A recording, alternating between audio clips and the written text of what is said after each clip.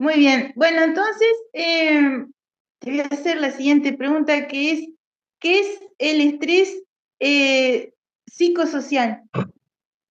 Ok, el estrés psicosocial pues es una forma de estrés que surge de las interacciones entre un individuo y su entorno, ¿no? En el aspecto social. Entonces, por ejemplo, puede haber diferentes Ujú, tipos de estrés psicosocial, como puede ser la separación materna, el estrés psicosocial por derrota social. Entonces, por ejemplo, ya nosotros en el laboratorio utilizamos el modelo de estrés psicosocial por derrota social, que es como un estrés, digamos, como si quieras llevar al laboratorio el bullying, ¿no? Entonces nosotros también vemos ujú. que hemos leído en la literatura que el estrés psicosocial por derrota social, llamémosle bullying o acoso escolar, también es otro factor que se ha señalado como factor de riesgo para el desarrollo como trastornos como trastornos como la depresión. Entonces, Ahí va. claro, ¿no? Entonces, es como te digo, ¿no? O sea, niños que han sido víctimas de acoso escolar pueden desarrollar posteriormente lo que es la depresión, ¿no? Y así hay muchos modelos, o sea, nosotros utilizamos ahorita el de derrota social, pero también hay como separación Ujú. materna, ¿no? ¿Qué pasa si tú separas a los ratones bebés de sus mamás, ¿no? Entonces eso va a generar un estrés y Claro. posteriormente podemos evaluarlos, ¿no? ¿Qué cambios hay en su cerebro en cuanto a su conducta? Y hay justamente es eso, pero hay muchos modelos. Ahí va. Y vos, por ejemplo, trabajaste, o el grupo de investigación, ¿no? Trabajaron con ratones, modelo de ratones, experimental con ratones. Sí, Ahí ratones. va.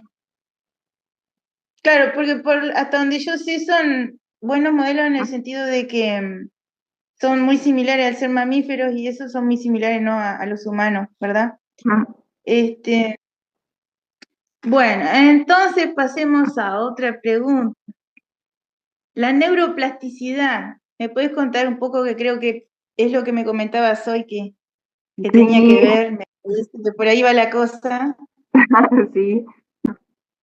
Esto de la neuroplasticidad es algo que me encanta porque, o sea, la neuroplasticidad es esta capacidad que tiene el cerebro de cambiar, de adaptarse a su entorno, ¿no? Y eso se me hace como, wow, ¿no? O sea, como que no es por hacer menos otros órganos, pero es por eso como que la parte del cerebro me encanta, porque, o sea, imagínate, o sea, Divertido. sí, o sea, la neuroplasticidad es esto, el cerebro se adapta y cambia de acuerdo a su entorno, ¿no? Entonces, por ejemplo, o sea, sucede que, lo pongo mucho este ejemplo, pero los músicos, ¿no? Los músicos aprenden a tocar la guitarra, la batería, cualquier instrumento, y su cerebro va a ir cambiando de acuerdo a cómo vayan ellos practicando esa actividad, ¿no? Y así las personas que aprenden Ujú. otro idioma, pues su cerebro también va cambiando. Entonces esa es la parte de la neuroplasticidad, este superpoder de cambiar de que tiene el cerebro, ¿no?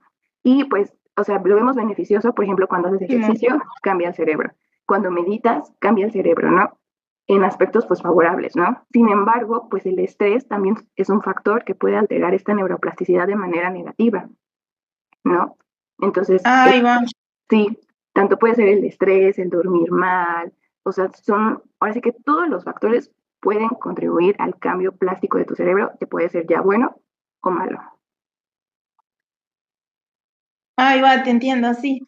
Y otra cosa que me da curiosidad, sí, porque deben de hacer muchos estudios, ¿no? Usted en el laboratorio, pero digamos, un ejemplo de cómo medir, digamos, los cambios. Los cambios, una vez que simulan, digamos, la situación esta del entorno y lo afectan al modelo experimental de los ratones en este caso, ¿cómo lo miden, digamos? ¿Cómo sería? Por ejemplo, un ejemplo. Sí.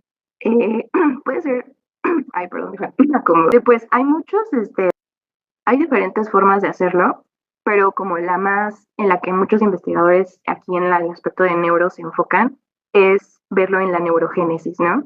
Que la neurogénesis es este proceso de generar nuevas neuronas.